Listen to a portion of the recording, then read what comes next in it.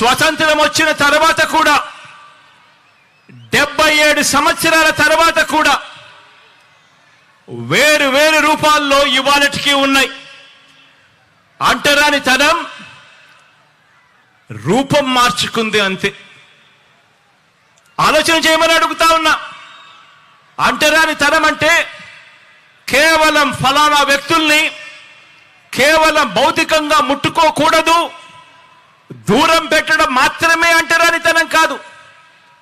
అంటరానితనం అంటే పేదలు ఏ బడిలో చదువుకుంటున్నారో ఆ గవర్నమెంట్ బడిని పాడు పెట్టడం కూడా రూపం మార్చుకున్న అంటరానితనమే అని చెప్పి నేను ఈ సందర్భంగా తెలియజేస్తా ఉన్నాను.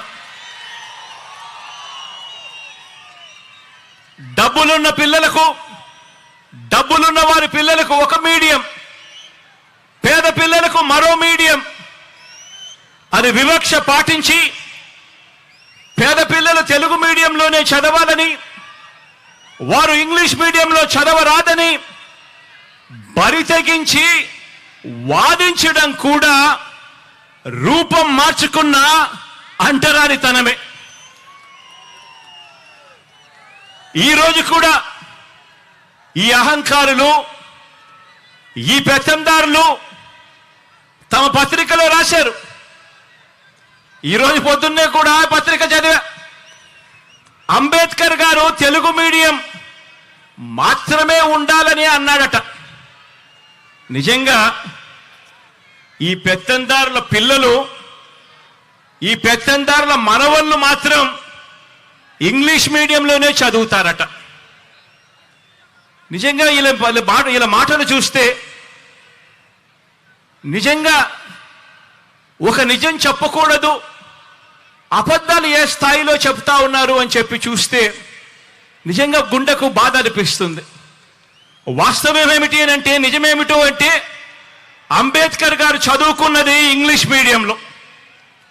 ఆయన పిల్లవాడిగా 4వ తరగతి ఇంగ్లీష్ మీడియంలో 4వ తరగతి ఆయన పాస్ అయినప్పుడు ఆయన బంధుమిత్రులంతా కూడా పండగ చేసుకున్నారట.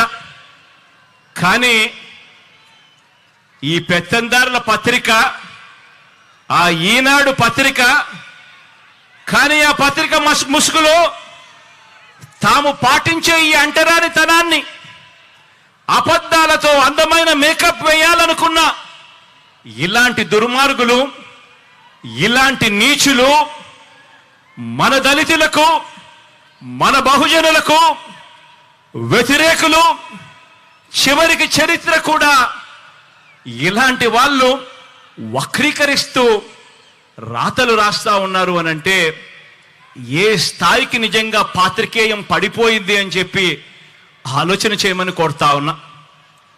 ఈరోజు పేద కులాల వారు ఎప్పటికీ కూడా తమ పొలాలలో పనివారుగానే ఉండిపోవాలట. పేద కులాల వారు ఎప్పటికీ కూడా తమ ఇళ్లల్లో పనివారుగానే ఉండిపోవాలట. తమకు సేవకులుగా ఉండిపోవాలట. చిన్న చిన్న వృత్తులు, చిన్న చిన్న వ్యాపారాలు మాత్రమే వాళ్ళు చేసుకోవాలట.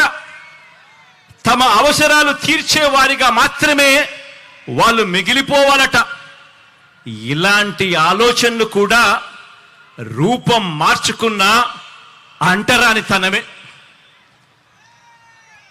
పేదలు ఏ హాస్పిటల్లోకి వైద్యం చేయించుకుంటున్నారో ఆ గవర్నమెంట్ హాస్పిటళ్లలో ఎక్కడైతే పేదలకు ఉచితంగా వైద్యం అందుతా ఉందో అటువంటి హాస్పిటల్లన్నీ కూడా నీరుగార్చడం, పేదలు ఏ బస్సుల్లో అయితే ఎక్కుతున్నారో ఆ ఆర్టీసీని కూడా ప్రైవేట్కు అమ్మేయాలని అనుకోవడం, ఇవన్నీ కూడా రూపం మార్చుకున్న అంటరానితనమే.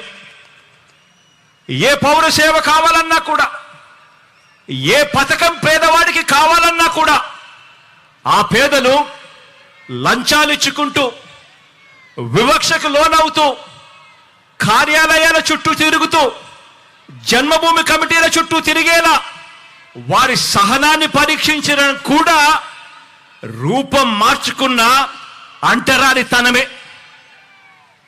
అవ్వ తాతలకు పెన్షన్ కావాలన్నా, రైతన్నలకు ఎరువులు కావాలన్నా, పొద్దున్నే లేచి పొడువాటి లైన్లలో ఆ క్యూలల్లో నిలబడి చివరికి ఆ క్యూలలోనే మనుషులు చనిపోతున్నా కూడా పాలకుల గుండె కరక్కపోవడం కూడా ఇవన్నీ కూడా రూపం మార్చుకున్న అంటరానితనమే. ఈ అంటరానితనంలో పేదల మీద పెత్తందారి భావజాలంలో ఇవన్నీ కూడా భాగాలే. ఎస్సీల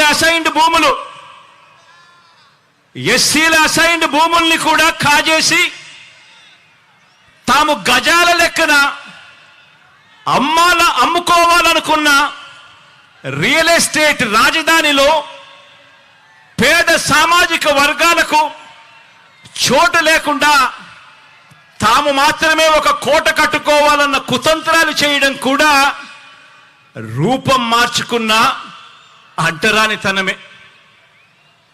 రూపం మార్చుకున్న ఈ అంటరానితనం అంటే పేదల ఇళ్ల నిర్మాణానికి భూములు ఇస్తే సామాజిక సమతౌల్యం దెబ్బతింటుంది అని చెప్పి ఏకంగా కోర్టులకు వెళ్ళి ఆ కోర్టుల్లో కేసులు వేసి సిగ్గు లేకుండా వాదించడం కూడా రూపం మార్చుకున్న అంటరానితనమే.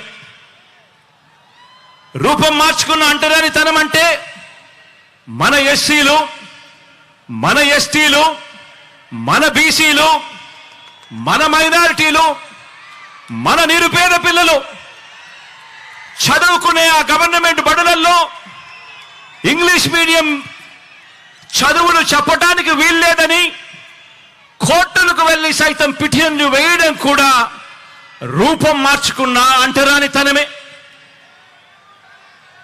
ఆ పేద వర్గాల పిల్లలకు ట్యాబులు ఇస్తే అందులో వారు చూడకూడనివి చూస్తున్నారంటూ వాళ్ళ పిల్లల చేతుల్లో కూడా సెల్ ఫోన్లు ఉన్నాయని, ట్యాబులు ఉన్నాయి అన్న విషయాన్ని ఉద్దేశపూర్వకంగా కూడా మర్చిపోతూ డిజిటల్ లిటరసీని మన పేద పిల్లలకు ఇవ్వటానికి వీల్లేదని చెప్పి కుట్రపూరితంగా రాతలు రాయడం, వాదించడం కూడా రూపం మార్చుకున్న అంటరానితనమే.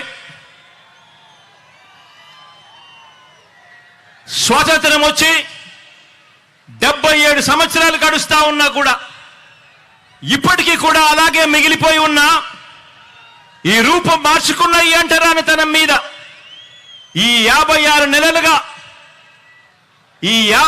నెలలుగా మనం చేస్తా ఉన్న ఒక సామాజిక, ఆర్థిక, రాజకీయ యుద్ధానికి నిలువెత్తు నిదర్శనంగా ఈ అంబేద్కర్ గారి విగ్రహం ఎప్పటికీ కూడా కనిపిస్తానే ఉంటుంది.